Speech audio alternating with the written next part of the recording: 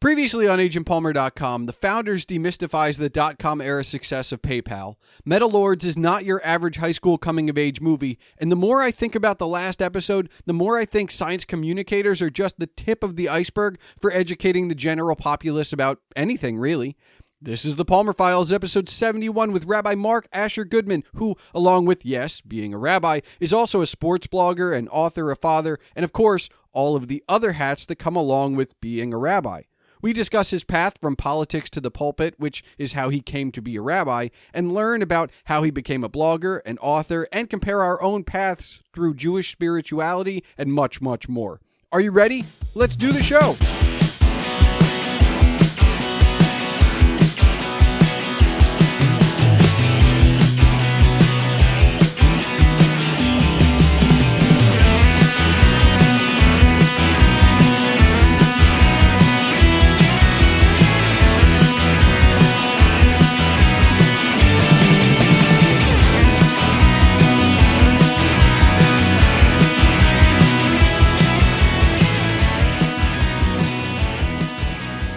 Hello and welcome to the Palmer Files. I'm your host, Jason Stershik, also known as Agent Palmer, and on this 71st episode is Rabbi Mark Asher Goodman.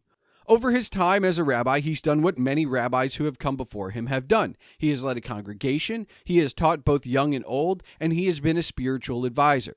I was excited to have him on the show because, as those of you who have listened for a long time will know, and those of you who haven't will find out, rabbi is one of those career paths I thought about, and for me, it's one of my many roads not taken. And this conversation is broad. You'll get to know Mark and where he's been and how that's led to where he is and where he's going. You'll also learn a little bit about my on-again, off-again spiritual journey. You'll learn about Judaism, yes, but this conversation isn't solely about Judaism, as I believe I have stated, and what you'll hear in our discussion is transferable from faith to faith. Maybe not directly, but indirectly for sure. You'll hear us discuss our Jewish journeys, traditions, writing and content creation, reading, media of another era, sermons, and how to struggle is holy.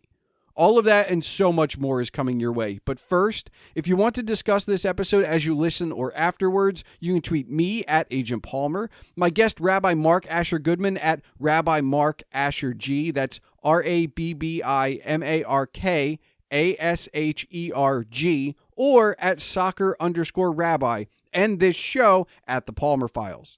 You can find more information about Rabbi Goodman at rabbimarkashergoodman.com. Don't forget, you can see all of my writings and rantings on agentpalmer.com, and of course, email can be sent to thepalmerfiles@gmail.com. So without further ado, let's get into it.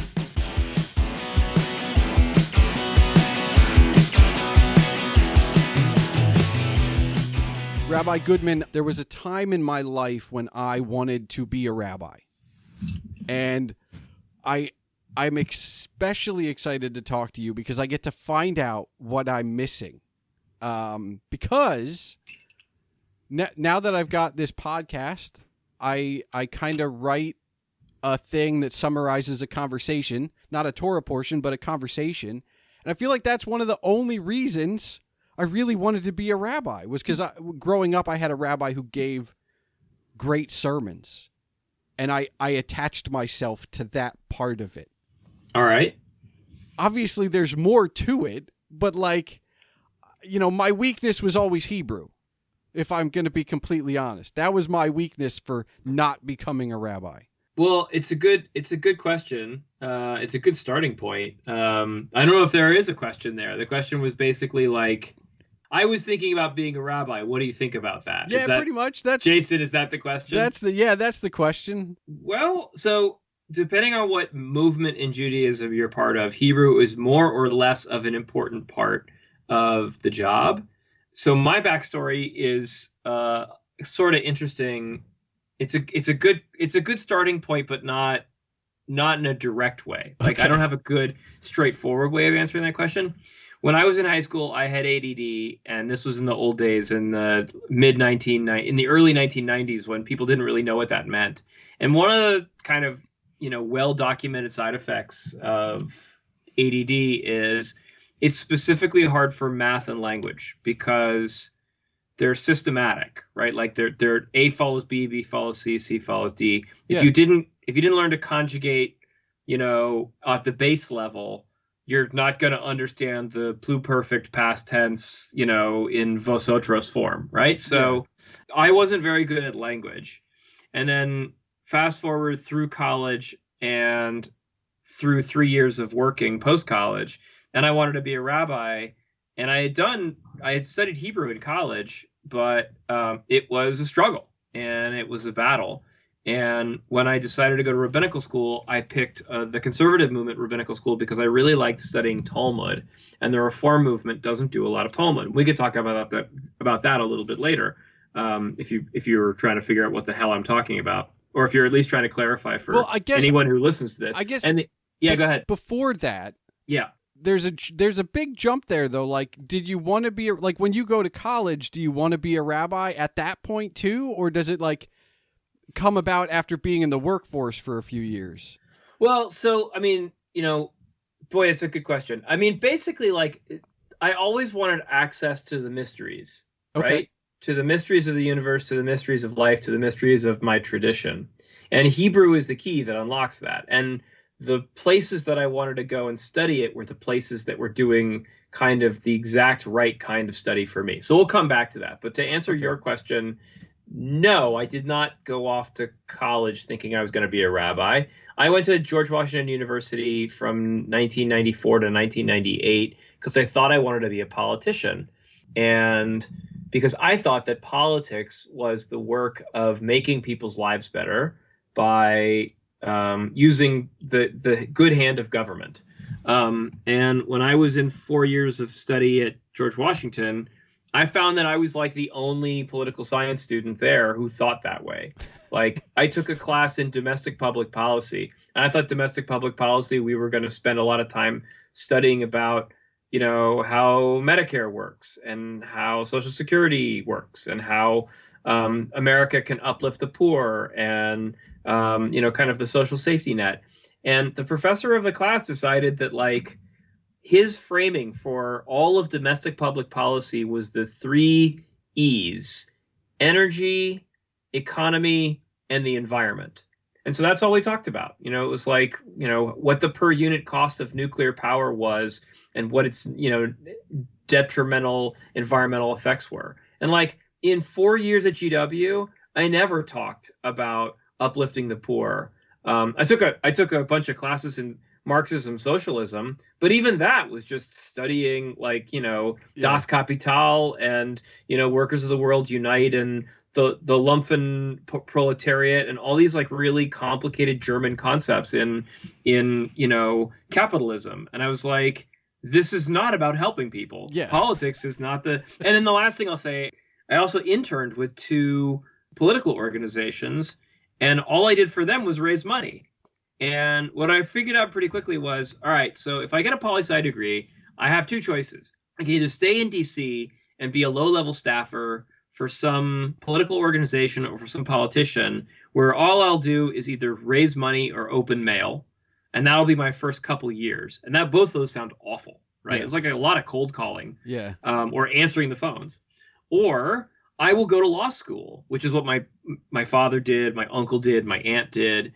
And they were all miserable. They liked the law, but they didn't like being lawyers. Okay. And I was like, well, that's not fun. I need an exit strategy. So that was like one of many reasons why I became a rabbi. But the bigger reason was when I was in undergraduate, I grew up interested in Judaism. I was a good religious school student.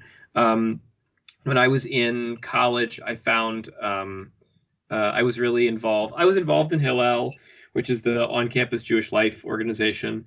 I was also I started to think about doing a minor in Judaic studies, and then even a double major. And I took a lot of really great classes, and I really enjoyed them. And it was really, I had a lot more fun in my Judaic studies classes. I felt more alive and more interested than I did in my poli-sci classes. And so I made a clean break. And for the next several years, I kind of spent more time thinking about Judaism and Jewish education and Jewish study. And that got me to where I am today. I have a very It feels like I'm going to be slightly jealous of your relationship with Judaism because it feels consistent by comparison to mine. What's yours? It's very weird. So I lived in the same place until I was about 10. And that was, it is actually where I currently live now. And it was a conservative temple synagogue that we belonged to. And then we moved to very rural Pennsylvania where there was a very small Reform congregation.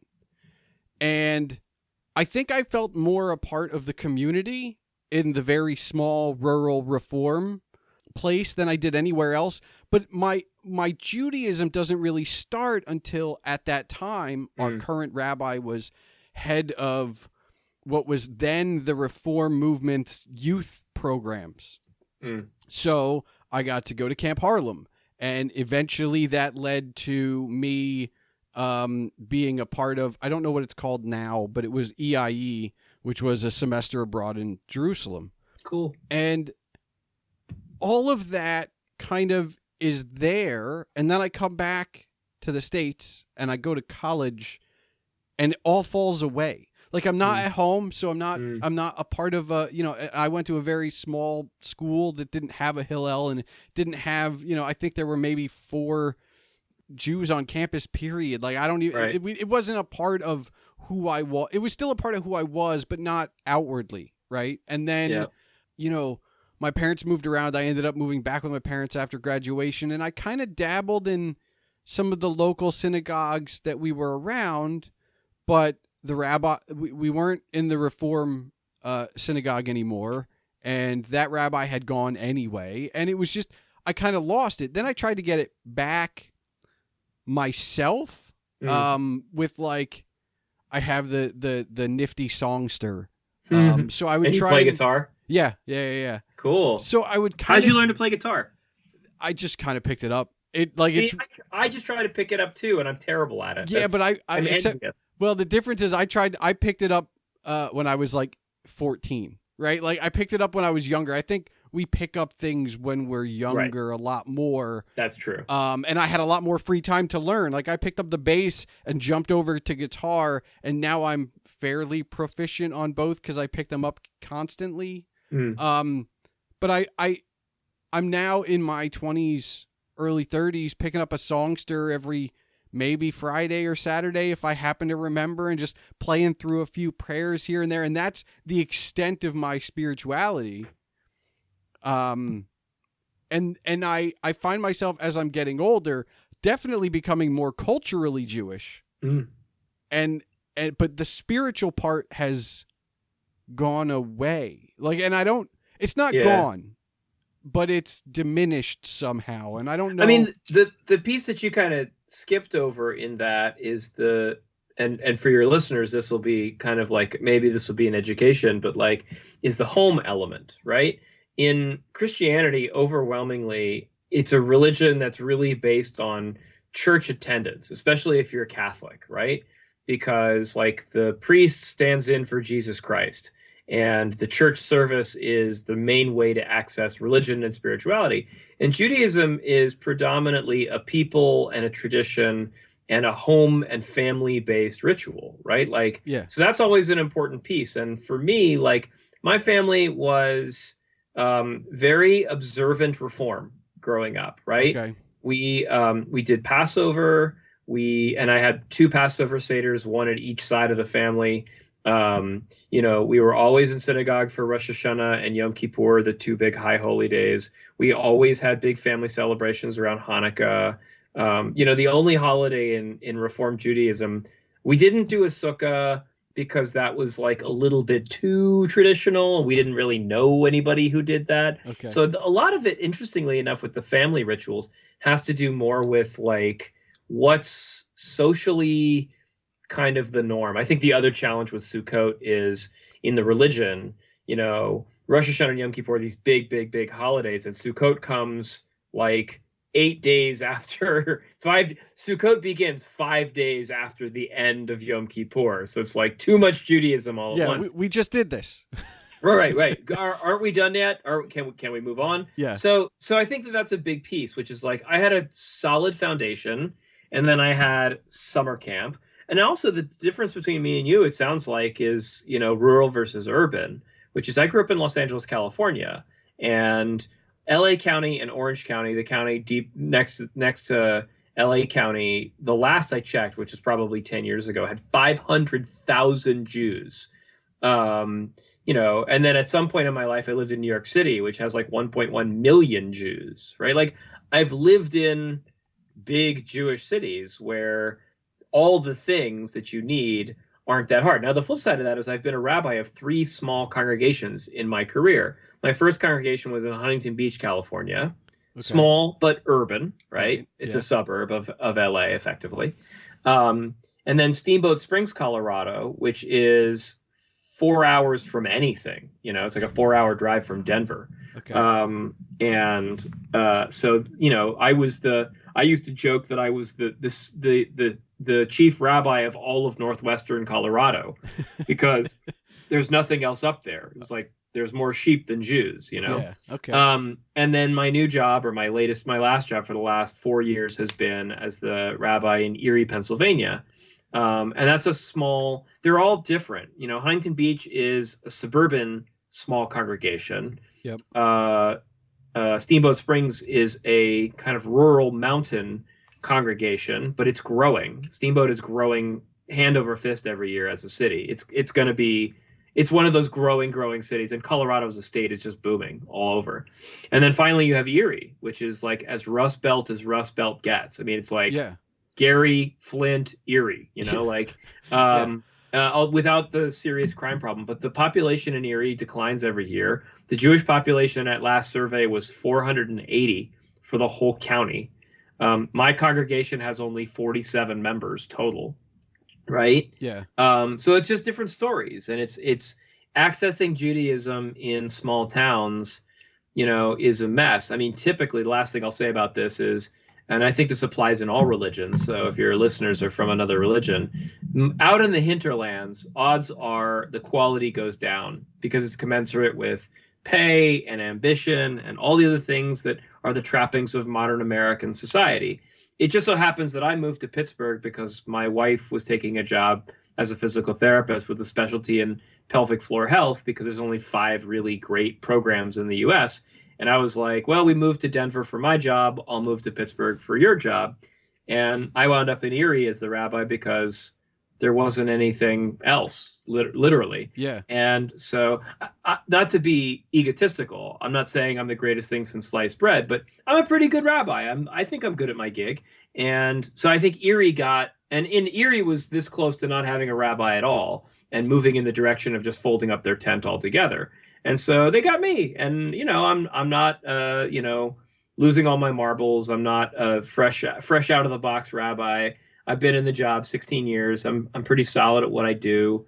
But it really matters, Jason, whether your access to spirituality is well founded in the home, whether your local synagogue is a warm place, whether your college experience is embracing, right? Like all that stuff are inputs that make the product better. So I will then ask this very selfish question. I'm going to be 40 in the next couple years. Mazel tov.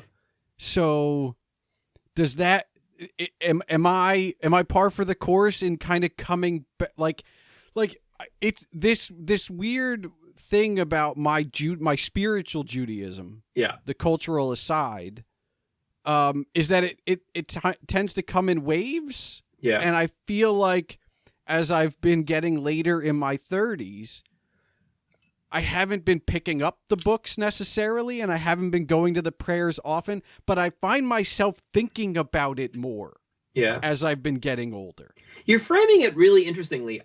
Most American Jews are very product oriented with regards to Judaism, meaning they go to religious school so they can get a bar mitzvah or a bat mitzvah at the age of 13. Yep. And they may stay in summer camp. And then they go to Hillel because they need a social clique in college, because college, if you arrive on a big American college campus, you go to Penn State, there's 30,000 undergraduates, you're going to be lost in the crowd unless you have some sort of rock to hang on to. And for a lot of kids, that rock is their religion. Oh, you're Jewish? I'm Jewish too. Let's drink a beer and see if we can hook up at this party, right? Yeah. Like, that's a legitimate reason to seek out your people, right? And I think it's why all those things on campus, the religious groups on college campuses, or the fraternities and sororities, but you need to find your people. I spent the first semester in college trying to find my people on my dorm floor, and what I found was, wow, there was a lot of diversity in why people came to college. And I had a great time, but I didn't really make any friends. It was really interesting. Anyhow, and then usually most people get married and they need a rabbi, so they go to the parents' rabbi, and then they have kids, and they eventually need to put their kids in religious school for their bar bat mitzvah. Yeah. And so Judaism becomes ubiquitous, right? It's utilitarian, right? Yeah. I am accessing Judaism not because I have a deep spiritual sense, but because there's a life cycle ritual coming up that I did, and there's a life cycle ritual coming up that my kid is going to need to do, and there are trappings and obligations that come with that. Yeah. So it's interesting that you frame it as a spiritual path, because I talk about Judaism as a spiritual path. I wrote a book recently. It's going to come out soon, and it's way on the kind of hippy dippy, new agey, Buddhist, Hasidic, spiritual path kind of framing of Judaism. But like when I talk to congregants, I sometimes feel like I'm speaking Chinese, or like I'm a total space alien to them, because I often talk about, the spiritual quest and trying to deepen your spiritual practice with Judaism. And sometimes I just feel like people are looking back at me like, yeah, can we get to Kiddush? I hear there's lox and herring tonight, or this afternoon, right? And that's okay, right? You have to find your people where they're at, and you have to serve their needs where they're at. But it's really interesting that you frame it as a spiritual reconnection, because I'd say 90%, 80% of American Jews I talk to, and people converting to Judaism, don't frame it that way. I don't know how else to frame it, because I haven't. And I say put the cultural Judaism aside, because I feel like that's a different discussion, and that's a whole different plane of existence for American Jews. The bubby is just the center of the family. That's just the way it works, right? And I think even to the extent that we all have similar camp experiences if we went to camp, regardless of where that camp was in the States at all. And I just, it's what I remember most. And, not everybody got to go to Israel, right? Not everybody got to spend 4 months there studying abroad. But, like, it's the spiritual conversations and the spiritualness that I remember most. That's what resonates in my head more than the cultural. Yeah. Because, and this is a thing, so when you were talking about attendance, one of the things I remember most about Jewish studies when I was overseas was having the conversation about spirituality being where you are, right? Mm-hmm. You don't need a synagogue. Mm-hmm. And so, when I talk about waves, there was a time post-college, maybe in my mid-20s, where I took some of the stuff I had learned, and I took my nifty songster, and I put together like a little mini, I don't know, service for myself that I could run through. Right. And it lasted a summer. Right. And then I don't know what happened. And it was just something for me. So it can't be cultural, right? Like that's it's weird to do something cultural by yourself. So that was definitely spiritual. And I haven't necessarily read a lot of the things that I've collected over the years, although I'm working on that now. And one of the things, and I'm not like necessarily afraid of where I'm going to end up, but one of the things I've been embarking on, because I was out of work for a long time, was I'm just going to read all the books in my house. I have a ton of Jewish spiritual and cultural books in my house. They are so far down the list. Like, I want to get to them, but I'm a little worried about like how. Well, maybe they're boring. I mean, like maybe they're not that interesting. It could be, but I've just forced myself to read some things, and I think, I don't know, like I helped clean out my bubby's house, and my grandfather went before my bubby, so like she didn't get rid of any of the books. So I have a few hand-me-down books. Yeah. Of like, I don't know what you'd call them. Right. So, but that's another challenge. But one of the things that's cool about being a rabbi is, rabbis have a lot of jobs. We wear a lot of hats, and one of the hats that we wear is librarian. And I had a convert that I met with last week, a person who's beginning the process. And, when I meet with a convert, the conversation is a lot like this conversation, which is we sit down over coffee and I get their story. And I kind of go from there. I'm like, what am I dealing with? You just kind of like learn who a person is, and you get to know them, and then you figure out what makes them tick. And everybody has different access points to religion, right? Or to their religion. Yeah. Or to our religion in specific. And Judaism's a cool religion because it's like 4,000 years old. So there are virtually an infinite number of access points. You like music, we got that. You like politics, we got that. You like culture, we like that. We got that. We got food, we got holidays, we got spirituality, we got learning, right? And books are a big piece. Now, I would say that one of the challenges that Judaism has offered for most American Jews is that one of the challenges it presents is most rabbis and most Jewish experiences are framed in a very intellectual way, right? That it's a religion of the head. Yeah. It's the always be, don't be afraid to ask why. Don't be afraid of the questions. Right. But it's also very book heavy, which implies that for those people who are, they're in education, we say that there's like 5 different kinds of learner. There are kinesthetic learners, and there are artistic learners, and there are hands-on learners, and there are, kind of like conversational learners, and there are people who are kind of introverted and they want to read, and that's how they learn. And there's all manner of learning, and not everybody accesses Judaism through books, but books are a way to access it. And then the question is, well, what books? Like the autobiography of Sandy Koufax, like an incredibly complicated 13th century Jewish philosophical text, like a law code, Judaism for Beginners 101 kind of book, a history book. Like there are all manner and everything in between. And, like I usually sit down with a person and kind of figure out what makes them tick. And I make recommendations of some of my favorites. I have like 3 or 4 books that I recommend over and over again to people, though, that are like, my back pocket ones, the ones that in Judaism either affected me the most or that I would most likely reread if I needed to or if I wanted to. And so that's kind of like a person will say a few things and I'll say, this is the book that you should get. It's usually one of like 4 or 5 books. Gotcha. I'm actually curious because like some of the stuff I've read before, but like some of it I'm very curious because I've come to this realization, thanks in part to this podcast, that when you read a book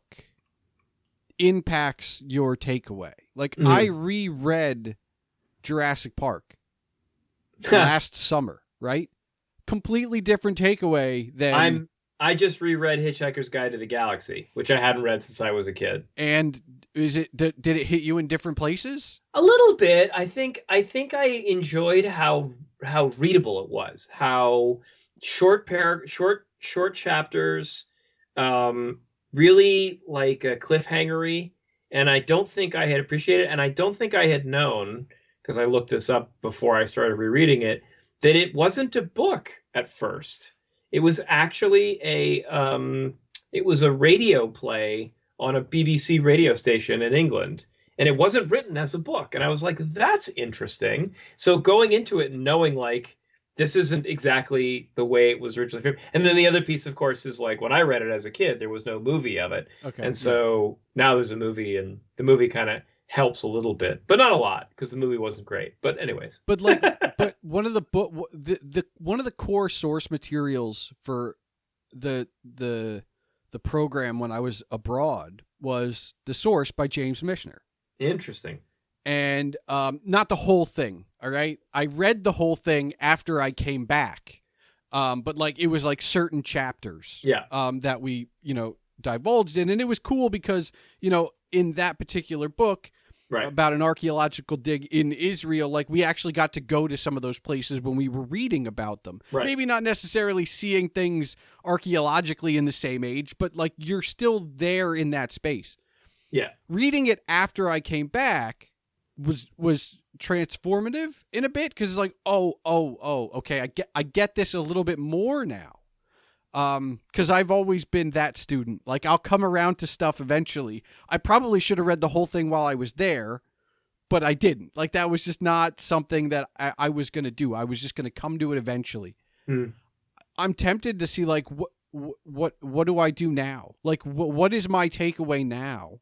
Yeah. Different from then. Because it was still fresh when I read it all the way through the first time. The interesting thing about the things that you're bringing up, like you're cleaning out the books in your booby's house and reading Michener, it's like, it reminds me of like, I read some Herman Wouk, when I was, younger, and I read, for your listeners who are of a younger age, they'll be like, who? Yeah. And who else was the other one I was thinking of? Chaim Potok was another one.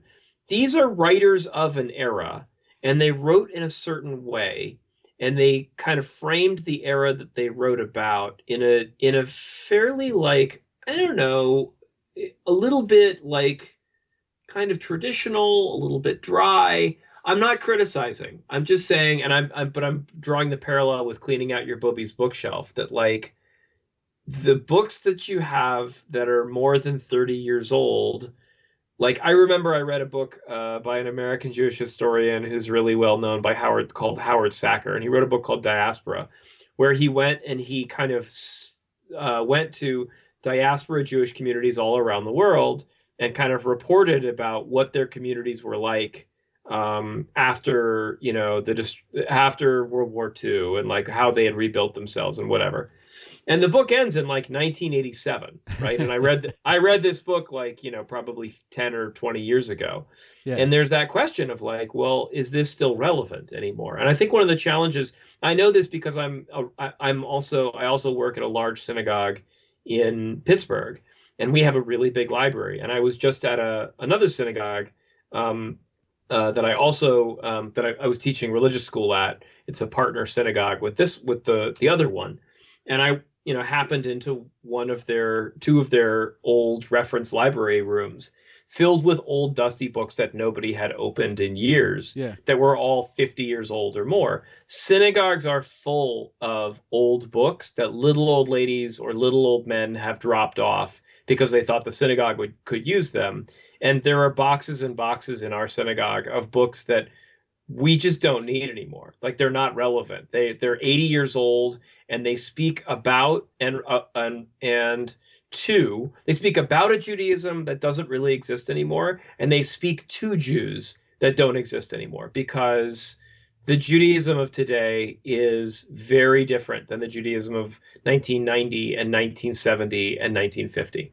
I could see that, but I also think like I've read some of the older books, not about Judaism, but just in general, right? That people think are outdated, because even fiction, even the best fiction gets outdated at a certain point.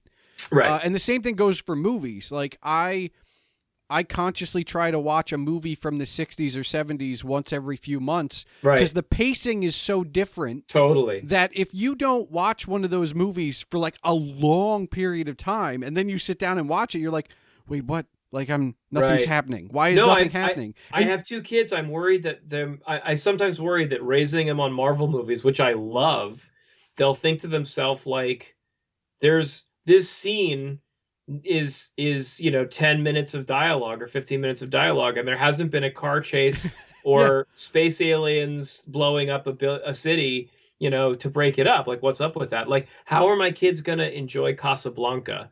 Yeah. But I think, like, maybe they get exposure to that. But you're right that books are like that, and you should really read books from across different genres and across time. That being said, Jews who were born in 1990 and afterward are really going to struggle with some of those books that you pulled out of your booby's basement. That's fair. I mean, I do think the one of the other things I think that I'm most interested in when I get to that stuff is what is relevant. Because one of the things I've Right. learned as I've Sure. been reading the older books, Right. is that relevance, if you're looking for it, you can find it. Like, I read the Magus. I can't remember, John somebody or other, which was published in like 66 or 67. And it's this big, massive book, and it's more of like a mind game type of a book. And it was the second book this author wrote, but I had just come across like a Reddit post when I was looking for a book to read, and somebody was like, "Oh, I read the Magus and it changed my life." And I was like, you know what? I'll take a shot on it. That's fine. It's totally of its time and of its place. It doesn't make sense from a standpoint of storytelling, but yet the dialogue remains as one of those things where there are 30 pages of like, nah, nothing's really happening here. And then it's like, boom, here's a quote that's like for the ages, right? And I think I'm curious about all of it because there's going to be that stuff. And everybody's got their own little take on it. And yeah, I mean, I say these Jewish books, and some of it's like, I'm looking at some of them across, like Going to Jerusalem and Rabbi Small. And like, I have, of course, Night and The Chosen, as you talked about. Like, so I have these things. I might as well read them before I donate them, right? Like I've got the time. I'm a reader. I might as well see what's in them. Right. I'm almost curious as to how it changes me, right? Because I know the history. Like I think one of the things that being forced through, whether you want to or by your parents, through the religious school system up to bar and bat mitzvah, is you learn the story. Like, even if you don't pay attention to the Torah, like, you understand what happened in 4,000 years. And so that I get, but like, it's the little details that each of these things and what they focus on, that's interesting to me. And unfortunately, like, it feels like some of this stuff may be more relevant now than I want it to be. Like, I've been rewatching Laugh-In, okay? Rowan and Martin's Laugh-In. Okay. The relevance of topical comedy from the late 60s, early 70s to when I'm watching it a few years ago was scary. I don't know what you would call it. Eerie, maybe ironic even. But like those things, I don't know if it's because it's cyclical or, hate is universal, unfortunately. And like, we always end up seeing it somewhere. But things came back in vogue or in fashion somehow. And so like, I wonder what little tidbits like the authors from yesteryear left for us in some of those things. Yep. But, and this is what I wanted to ask you about as well today is, were you a speaker and a writer? Like, obviously you've been a rabbi for 16 years. You've written sermons. Like, was that something because to me, that's what I would be all about. Like, that would be one of my favorite parts other than talking to people. Yeah. Is that fun? Like, is that exciting? It's a great question. Nobody's ever asked me that. There's no doubt that there's a lot of the creative elements of being a rabbi that are really, really cool. Okay. I teach a class every Wednesday. I teach a Talmud class every Monday. The class I teach on Wednesday, I go looking for a text that I really that speaks to me, and then I translate it, and then we just kind of learn it and riff off of it.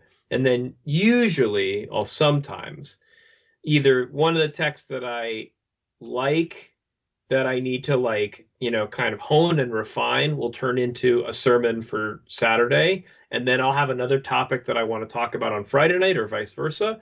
Or sometimes when I'm looking for a text, I'll go through, 5 or 10 or 15 texts, and then ultimately I'll only teach one or two. And so sometimes I'll pull a rejected text there. Sometimes there's a line in the Torah that I really, really want to talk about that week, or sometimes there's something in America that week that needs being talked about, and I'll find a hook to the Torah portion or something in the liturgy or whatever to talk about. Like I refer to it in the business, and I think a lot of my colleagues refer to it as working inside out or outside in. Right? You either work from the text outwards, or you work from what you really need to talk about. Now, I grew up at a big Reform synagogue in Los Angeles where the senior rabbi really, really liked talking about what was on the cover of the New York Times, or, his whimsical take on Hamlet, or, the upcoming election, but he never really talked about the Torah portion. I sometimes go the other way. That's so fascinating to me, because when I became a writer, or interested in writing, I guess is what we'll say, not like a writer, but when I became interested in writing around, 98, 99, is when I, as one of the very few young people, and when I say young, I mean outside of, people under 30, in the congregation, who was there, so I could run up to the rabbi after his sermon and get it. So I have a collection of sermons from my rabbi. That's adorable. From 98 or 99, and then my father would collect them and send them to me when I was away at college. So I have a folder of just nothing but a bunch of sermons that not only are time capsules, because I still have his 9/11 sermon. Right. But they're also, and look, we were... when I say Reform in rural, our services were every other week, because that's just the schedule it was. But sure. I have a time capsule, and one of the things that I always found fascinating was, and when you're talking about inside out and outside in, he always connected whatever the current event of whatever was going on to the text. I bristle at that. At some point in my upbringing, I got to the point where it was always just kind of a current event-y thing, and there wasn't a lot of spirituality and soulfulness to it. And it's a challenge of the genre. It's a challenge of the field that there are certain orthodoxies, lowercase o, about how to write a sermon, and we get stuck in them. So one of the interesting things is I wasn't a pulpit rabbi for most of my career. For the vast majority of my career, my primary job for the first 12 years as a rabbi, I was a day school rabbi. Okay. And I taught 9th to 12th grade. And that's the process of teaching text, right? And having discussions and having classes. And so that was a lot of fun. I gave some sermons all throughout that time, either because I had a small pulpit, or I took a high holiday pulpit, or I was at a kind of a lay-led independent minyan, which is like a kind of a lay-led service, and so that means I would get to volunteer and give the Dvar Torah, give the sermon. But one of the things that happened along the way was that I, and this is very strange, but it happened. But I started being a fan of a soccer team. And when I started following the soccer team in Denver, the big Major League Soccer team, which was called the Colorado Rapids, nobody was writing about them. Nobody. There was one blog in 2013, and there was literally one writer for the one blog. And he was great. And other than that, even the local Denver Post did not cover the Rapids at all. So you could either read the website of the organization, which was always Pravda, is basically, how great our team is, even when they were in dead last. Or you could read this one guy. And at some point, there were 2 other guys on there, and some of them weren't very good. And at some point he said, "Hey, we're looking for other writers. Anybody interested?" And I said, "Well, I could try." So I wrote something and I submitted it, and he said, "Great, will you write a column every week?" And I was like, "Great." So I started this column, and that was 9 years ago. And I've kept up that column almost every week since. And one of the things that happened in that process, and Jason, if as a writer, I think you'll appreciate this, is, sermons are not writing per se. No. It's speaking, right? Yep.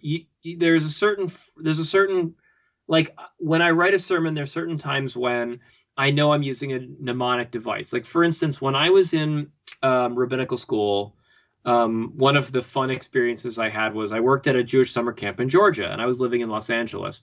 And the first summer I worked there were all these times when I needed to move prayer books from one space at summer camp to the other. And I had to wait for one of the senior staff golf carts to become available. And sometimes they didn't become available till 12 o'clock at night. And I was moving prayer books around at a summer camp at 1 o'clock in the morning. And I was like, this sucks.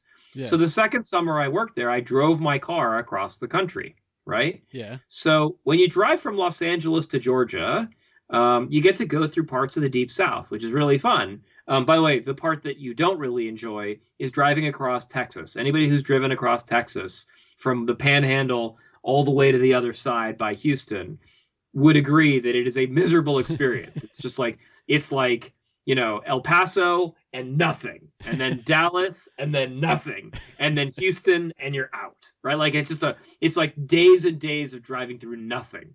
You're longing to see a gas station and a Denny's because that would be an improvement over the nothing that you're going through. Anyways, point being, when I was driving back, I stopped through Birmingham, and they have a fantastic civil rights museum.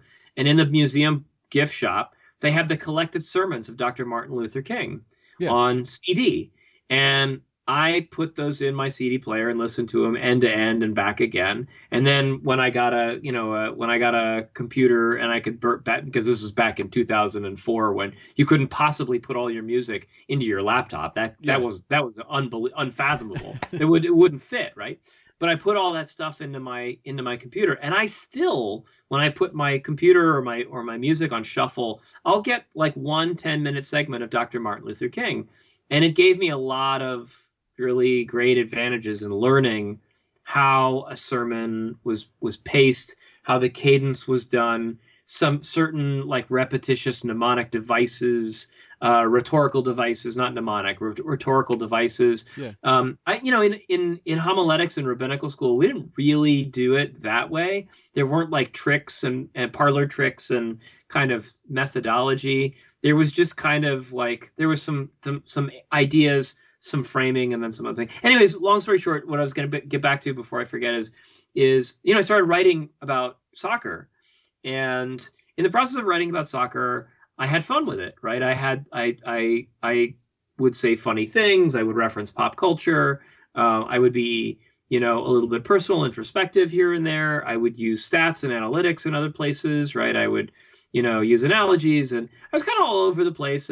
But what happened over the course of years and years, and having also readers, right? Because with the creation of blogging and the internet, how many people are reading you. So like when I started writing about soccer, I would get 15 clicks on an article, right?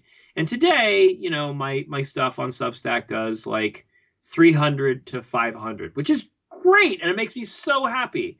And more importantly, Jason, I found my voice. And I think writers talk about this a lot.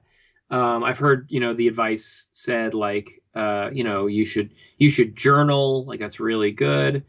Or you should have some sort of writer's practice. And my writer's practice as a rabbi was becoming a sports blogger, which is super weird and random, but it's how I kind of helped create a voice. And when I was a kid, if you had told me I was going to someday write a book, I would have told you were crazy. Like that just did not appeal to me. It seemed like it required so much patience and so much careful crafting, and also just a massive leap of faith.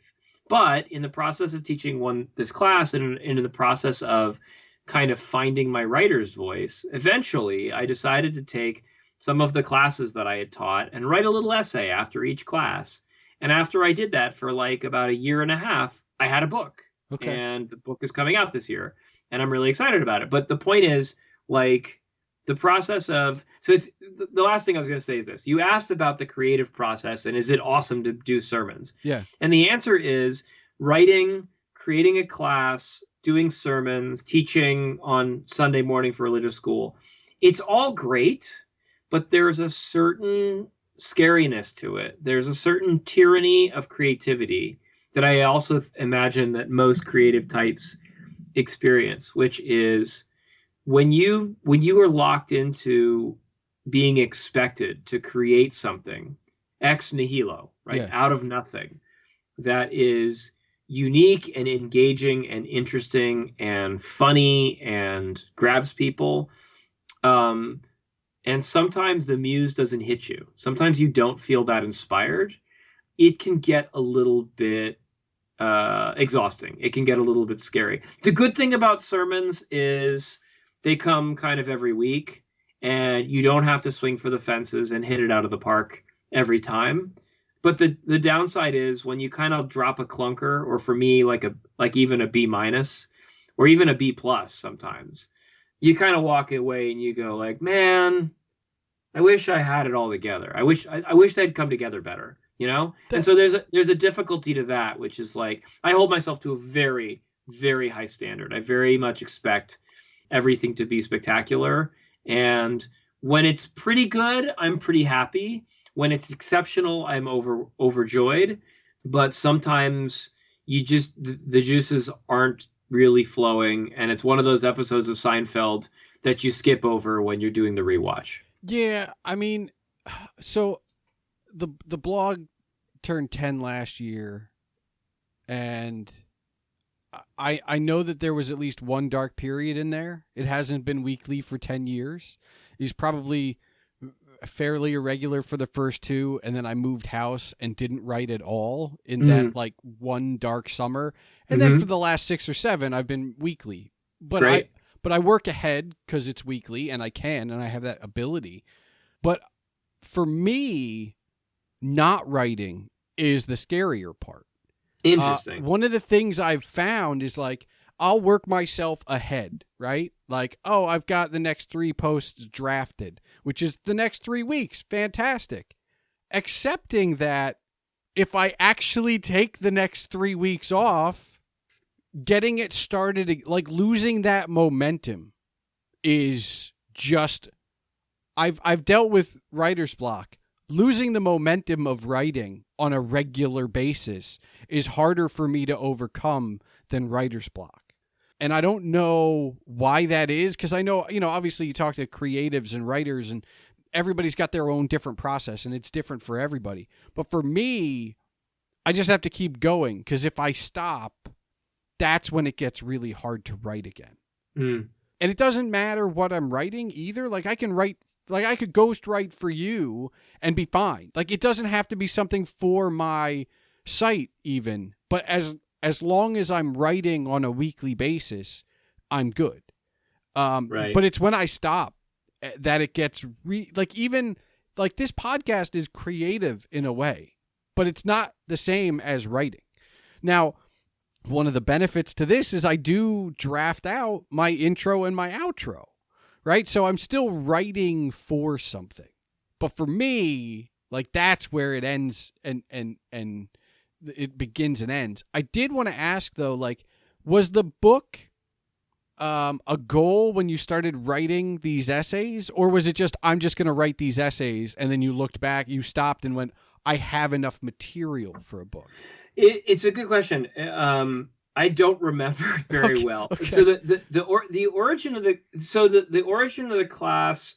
So the origin was a class. And it's a good backstory for listeners if any of your listeners are still listening at this point, which is because it also gets into the guts of like struggle, right? Okay. And struggle in life. So I've been a rabbi for 16 years. For my first job, I was a day school rabbi in San Francisco for 5 years. I was the community service guy. I created their community service program, and I taught their Talmud program, which was it's a nice little portfolio. Yeah. But there was that was a really, really wonderful school.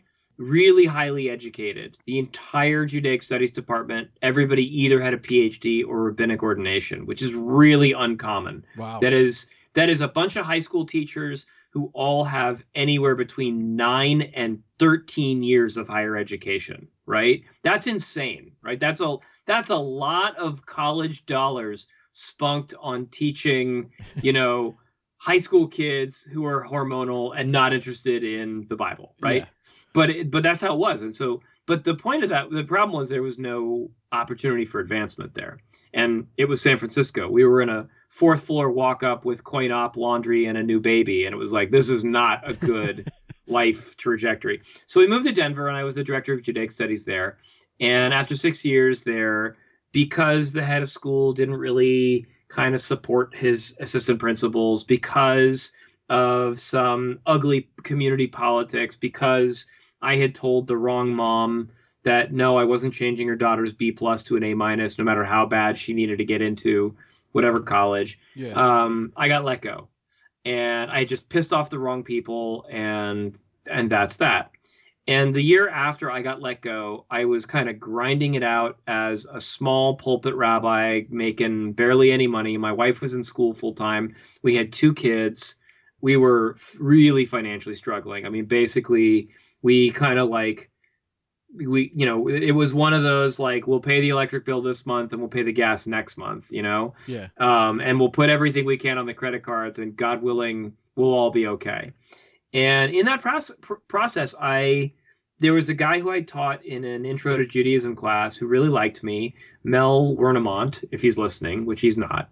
And Mel said, I really want to keep learning with you. Will you come out to my house and we can study once a week and I'll pay you? And I said, yeah, it sounds awesome, considering I was broke as all get out. Yeah. And I taught this class to Mel, and I would find texts, and sometimes we would read through a Hasidic book with English translation, and then we would discuss it. He was wonderful. It worked both ways, because my soul needed feeding and his soul needed feeding, and we were both feeding each other. So I taught that, and the year before I had taught a similar class to high school kids that struggled, but there were a few little nuggets there. And then I came to Pittsburgh, and I kind of continued the class. And the idea of the class was, parents drop off their kids at 8 a.m. They're going to want coffee. They don't have to be at work till 9 a.m. Why don't we have a once a week Torah class, and I'll give away free coffee? And yeah. I did it. And at first I had like 10 people, and then I went down to like 5 people. And then like after like 3 or 4 months of teaching the class, I literally showed up with, gourmet coffee that I had brewed that morning, and a bunch of photocopies of a Hasidic text that I had spent 3 hours the day before translating, and nobody showed up for weeks. It went like this. And then I was like, I think this class is over. So then I moved the class over to a synagogue, and it started slowly and it started to build. But like, there was a lot of struggle, Jason. Like, there was a lot of like me basically saying, I believe in this, but I don't know that anybody else does, right? Like, I'm not successful. And in the process, though, of teaching these texts, there were little moments where people were just blown away, and they were like, that was unbelievably meaningful. That was like so deep, and it was so personal. And Hasidic texts are very different than conventional Jewish teachings. They're very psycho-emotional. They're kind of Freudian, not in like the, a cigar is a cigar kind of stuff, but more in like the, let's expose our souls. Like, let's bear our truths. Let's unload our life struggles through the prism of, talking about our characters in the Bible and their struggles, or playing with the philology of a word or something like that. Like, all sorts of really interesting and avant-garde kind of takes. And what I found about that was like, it really spoke to my own experience, right? Like, I was financially struggling. Sometimes I was personally struggling. And to see a Hasidic rabbi say, struggle is holy, being in the struggle is a good thing, was really good. And other people would see that too, and they would also be moved by it, and they thought it was really good. And so we would have these really intense conversations, and I would have these intense, like, really interesting stories or reflections or parables or whatever. And the other thing about Hasidic texts is they tend to be really wonky and really complicated. And you might get from the fact that I like pop culture and sports and video games and Wu-Tang Clan and all that stuff, is that I'm not highbrow. I'm a middlebrow dude, and I'm cool with that, right? Like I do not need to read. I mean, I have learned some of the most complicated Jewish philosophers in the world, and I will purport to say that I understood them. I feel no need to use 10-cent words when a 2-cent word will do. Okay. Right. Sure. And so I felt like that was a thing that the universe needed, right? The universe needed these really highfalutin, complicated Hebrew and Hasidic texts that were totally inaccessible. Like none of these texts had ever been translated before, let alone explained by quoting Talib Kweli or by referencing Mario Kart, right? So I could simplify it for the modern era. And it's why, by the way, when we were talking about, reading old books, it was an interesting kind of riff. But like, that was the experience for me, is that somebody needed to explain these books, these essays that these rabbis had read. They had so much life in them, but nobody was reading them outside of a very small group of Black Hat Orthodox Jews in Williamsburg and Borough Park and Bnei Brak in Israel. And I just felt like these texts were too beautiful to be locked away. And at first I kind of thought like, a little explanatory essay, short, 300, 500 words is all I need. But, eventually I have if you couldn't tell, I have a hard time shutting up. And so most of the essays come out to more like 1,000 or 1,500 words. And that's how you write a book. Like you just, it's the same way that you write a blog, which is I have a thing that I have to say and it has to come out. Yeah. And then it comes out and you do it again next week and next week and next week. And 18 months later, you've written 250 pages.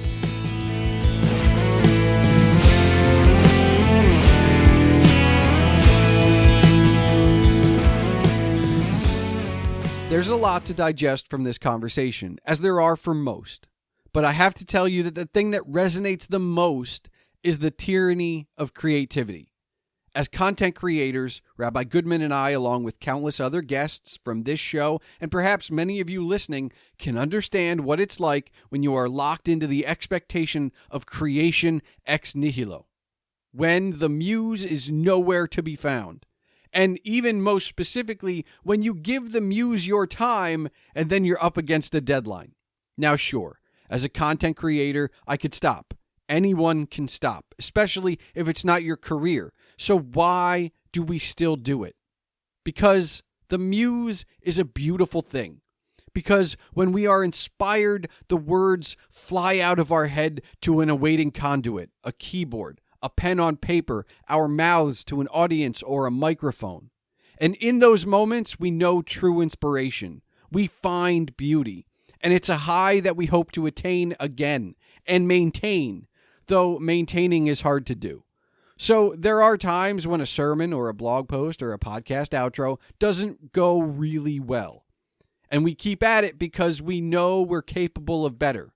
We keep at it because as creators, it's what we do. And we keep at it because we could be inspiring someone else's muse, and thus the cycle continues. Now it's your turn. What will you create? Thanks for listening to The Palmer Files, episode 71.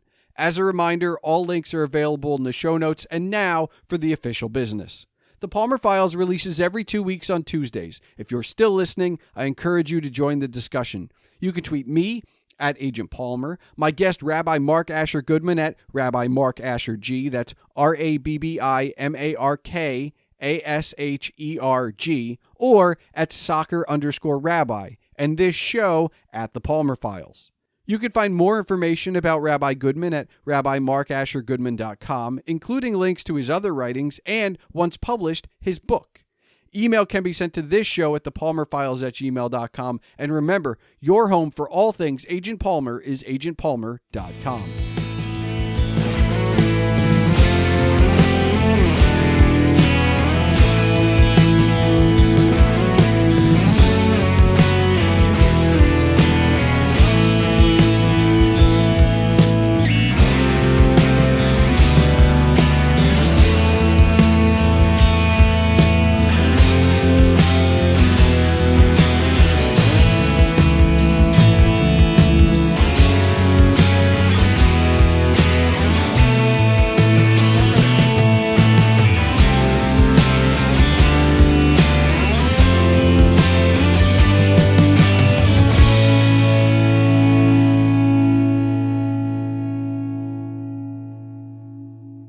All right, Rabbi, do you have one final question for me? Yeah. So Jason, I'm reading your blog, and I can't help but notice that you just recently read the autobiography of Sid Meier.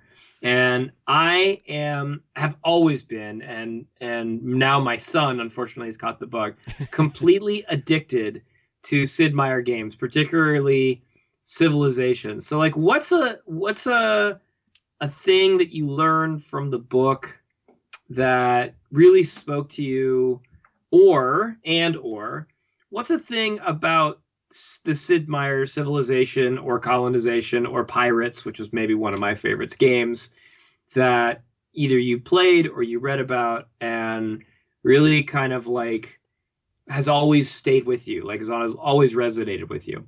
I think one of the things that resonated with me from the book perspective was I thought I was alone in liking colonization and pirates.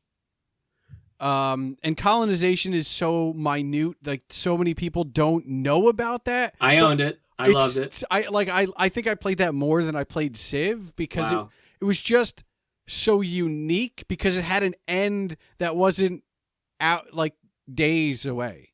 Like Yeah. you could play for 6 hours. Like it's not like a short gameplay, but you didn't need the week of gameplay, right?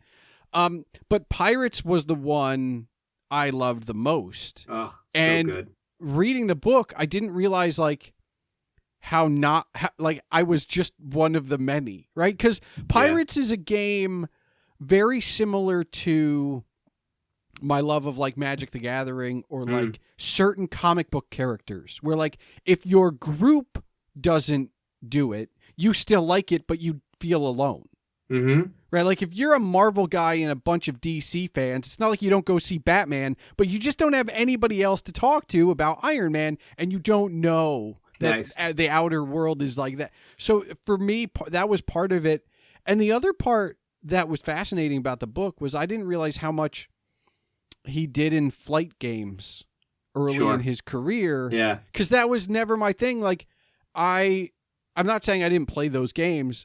I didn't play those games. I played Microsoft Flight Simulator and I played a few others, but none of his, right? And it was just, I don't know. It's very weird that like his memoir is written very much like a video game, and you unlock certain achievements and stuff as you go along, and it's kind of very playful.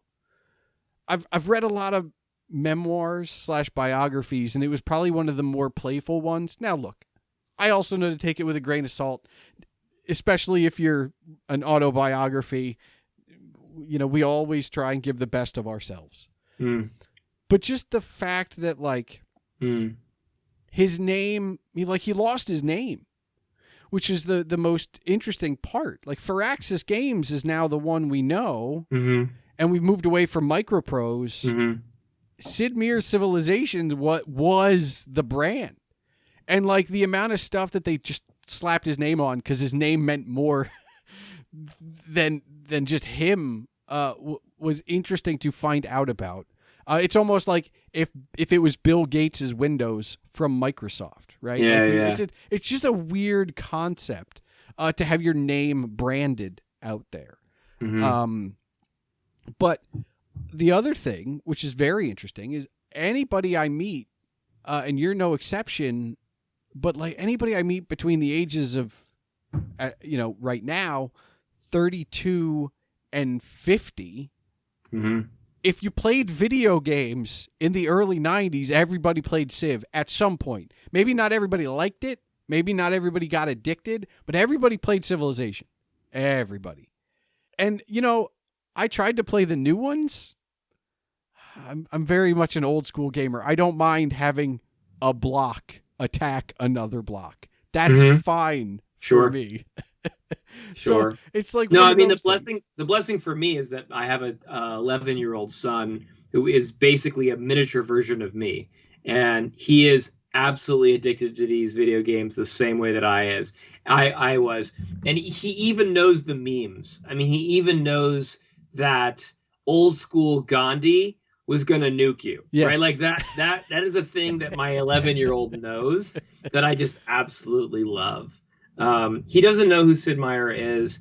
He doesn't really know the Pirates game because it never got properly rebooted. There have been some emulations that have been, they didn't work very well. But the magic is not quite there anymore. The 2012 version wasn't horrible of Pirates. Yeah, but it wasn't as good. But it wasn't the as good same. As the original.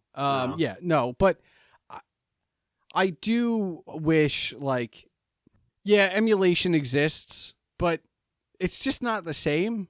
Right. Totally. I do still keep I keep an old machine around just so I can play those things without emulation if possible. It's amazing. My old machine is in my mom's back room and it needs to be rescued, and the odds that it boots up are like zero completely. I'm just holding on to it in case the Apple IIgs ever becomes something that's incredibly valuable, which the odds are probably not good if it's not in good working condition. So you never know. Yeah. You never know.